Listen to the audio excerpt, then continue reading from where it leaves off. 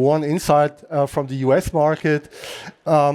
There randomly five items have been purchased on the market, and what you see here in those columns is how much PFAS has been identified in these five random items, and you see it's totally different.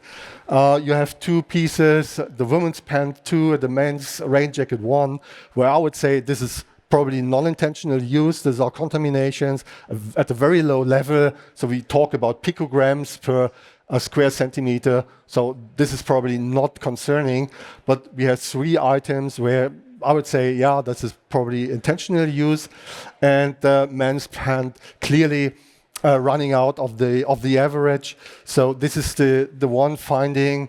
We find significantly different patterns regarding the quantitative findings, but also regarding qualitative findings.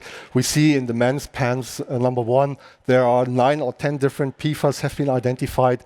In other items, just 1 or 2. So yeah, it's really very different, especially if you go randomly and purchase something.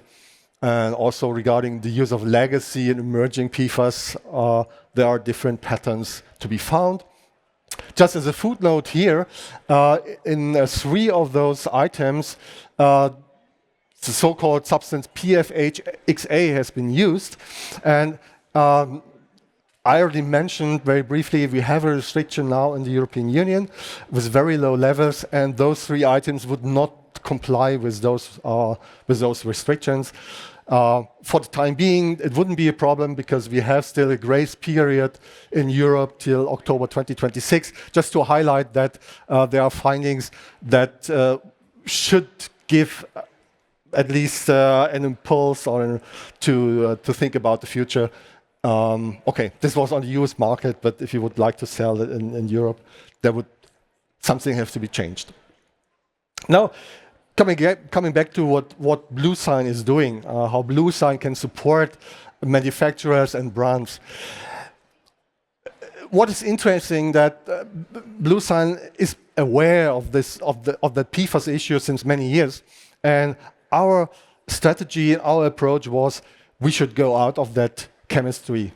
And we started already more than a year ago, in July 2023, that we said in our databases of approved chemicals and of approved fabrics and components for textiles, we do not longer allow the registration of new items. So we said we close the door for any new chemical substances, we close the door for any new fabrics or components that contain PFAS. So they cannot any longer be approved.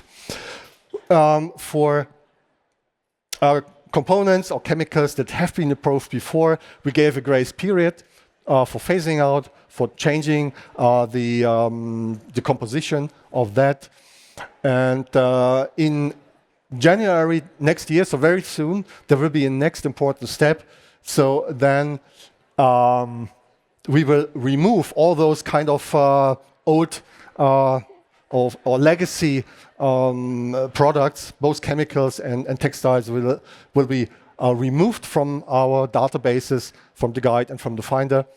With a few exemptions, we say, okay, there might be some exceptions for essential use,